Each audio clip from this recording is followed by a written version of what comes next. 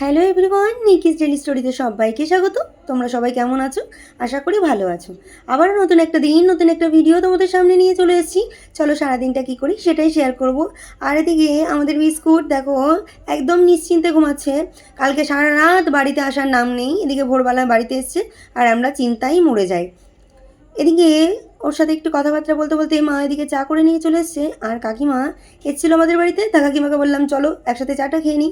আর তোমাদেরকে এর আগেও বলেছি যে আমরা একসাথে সবাই মিলে গল্প করতে করতে চায়ের আড্ডাটা আমাদের বেশ ভালোই জমে যায়।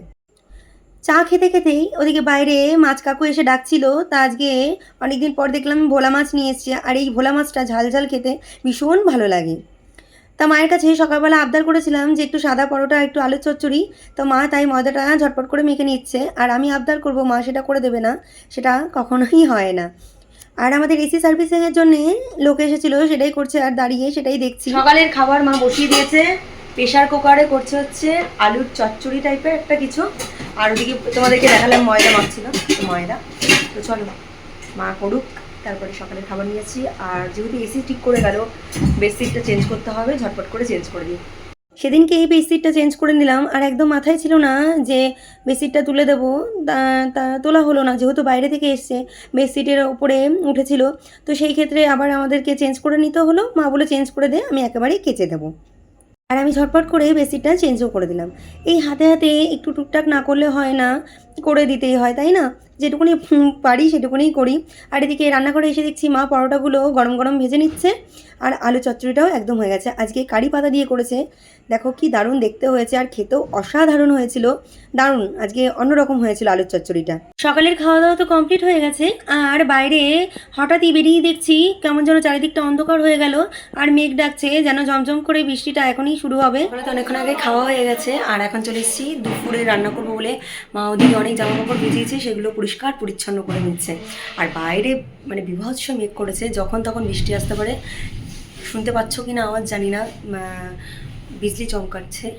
আর আমি এদিকে ঝপ করে রান্নাটাও করে নিই। বেশি কিছু নয়, সকালবেলা দেখতেই পেলে যে ভোলা মাছ নিয়েছিলাম, ভোলা মাছের ঝাল করব। কালকের কিছুটা মাছও রয়ে গেছে, তো দেখা যাক কী রান্না করা যায়।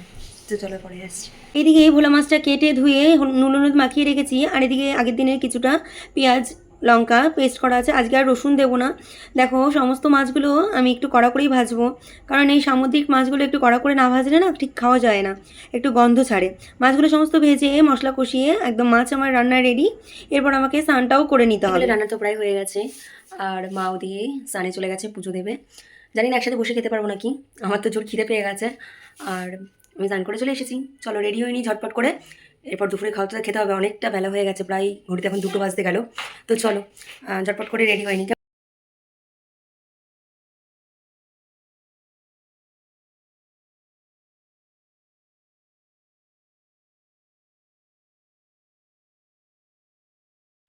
এদিকে মা সমস্ত কিছু খাবার গুছিয়ে দিয়েছে। ভোলা মাছ আর সুস্মিতার বাড়ি থেকে এসেছিলো খাসির মাংসের চর্বি দিয়ে মুরগির মাংস। এই প্রথমবার খেলাম, খেতে বেশ ভালোই লাগলো, কখনো খাইনি।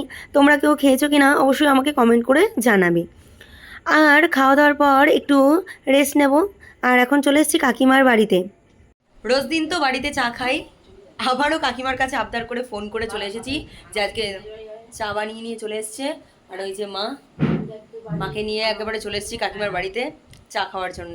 আর আমাদের দুধ চাটা খুব কম খাওয়া হয়, লিকার চাটাই বেশি খাই, তাই কাকিমার বাড়িতে গিয়েও লিকার চাটাই খেয়ে নিলাম। হ্যালো এভরিওয়ান, আবারও অনেকক্ষণ পর চলে এলাম। এখন ঘড়িতে প্রায় বাজে 8:30 আর রাতের আজকে ডিনার হবে চাউমিন। মানে একদম নর্মালি আলু পেঁয়াজ মানে যা যা লাগবে সেগুলো দিয়েই চাউমিন করে নেবো। রাতে আজকে ডিনারটা চাউমিন খাওয়া হবে। তো মাকে বললাম, মাও রাজি হয়ে গেল। তো চলো ঝটপট করে চাউমিনটা সিদ্ধ করি আর সবজিগুলো কেটে নিই। কেমন? চাউমিনটা সিদ্ধ বসিয়ে এদিকে ঝটপট করে সবজিটাও কেটে নিয়েছি। আর একটু কড়াইতে দেখো তেল দিয়ে একদম সুন্দর করে ডিম ফাটিয়ে একটু ম্যাগির মশলা দিয়ে। আর আমি এরকম সাদামাটা চাউমিন খেতেই ভালোবাসি। আর আমার মতন কে আছে সাদামাটা চাউমিন খেতেই ভালোবাসো অবশ্যই আমাকে কমেন্ট করে জানাবে। আর চলো দেখো ওদিকে ভাইও চলে এসছে, নিয়ে এসছে বিরিয়ানি। তো তোমাদেরকে দেখাই, চাউমিন বিরিয়ানি একসাথেই খাওয়া হবে। এটা তো ঠিক নয়, মানে দুটোই একেবারে ফাস্ট ফুডের মধ্যেই পড়ে। তো দেখো মাটন বিরিয়ানি নিয়ে এসছে, বললো দুটোই খাবে। তো এদিকে সমস্ত বিরিয়ানিটা ঢেলে নিলাম একটা গামলার মধ্যে, তাহলে বাড়তে সুবিধা হবে। থালার মধ্যে ঢালতে গেলে না অনেক সময় পড়ে যায়। তো আগে গামলার মধ্যে ঢেলে নিলাম, এরপর সুন্দর করে প্লেটে মাকে বললাম একটু সাজিয়ে দিতে। তোমাদেরকে বলেছি টুকটাক রান্না করলে মা যতক্ষণ খাবার না বেড়ে দেবে ঠিক খেয়ে শান্তি পাওয়া যায় না। দেখো চাউমিনটা রান্না করে দিলাম আর মা খাবারটা সুন্দর করে বেড়ে দিচ্ছে। তার সাথে ভাই এনেছে মাটন বিরিয়ানি। বলো কোনটা ছেড়ে কোনটা খাবো? তো চলো দুটোই খেতে হবে। আসছি খাবার টেবিলে। এদিকে মাকে আজকে জোর জবরদস্তি একটু বিরিয়ানি আর চাউমিন খাওয়ালাম। মাকে বললাম আজকে আর ওটসের রুটি করে খেতে হবে না, রোজ দিনই তো ওটসের রুটি এসব খাও, খেতে হবে না, আজকে চাউমিন খাও আর একটু বিরিয়ানি খাও। দেখো না মায়ের মুখ চোখ দেখো, খেতে ভালো লাগছে না। আর ওদিকে বাবাকে তো বলার প্রশ্নই আসে না, বাবা একদমই এসব খায়ও না। খাওয়া দাওয়ার পর রোজকার মতন নিজেকে ফ্রেশ করে নেওয়া, এটাই আমার কাজ থাকে, সেটাই করে নিচ্ছি। আর ওদিকে বিস্কুট পায়ের কাছে ঘুরছে, একটু আমার হাতে খাবে তবেই রাতে ঘুমাবে। তাহলে চলো ঝটপট করে বিছানাটাও করে নিই, অনেকটাই রাত হলো, এবার শুয়ে পড়তে হবে। ভিডিওটা আজকে এখানেই শেষ করছি। ভালো লাগলে লাইক কমেন্ট শেয়ার করবে, চ্যানেলটির পাশে থাকার জন্য অবশ্যই চ্যানেলটিকে সাবস্ক্রাইব করবে। আবারও কালকে নতুন একটা ভিডিও নিয়ে চলে আসবো। ততক্ষণ তোমরা সুস্থ থেকো, ভালো থেকো, টাটা।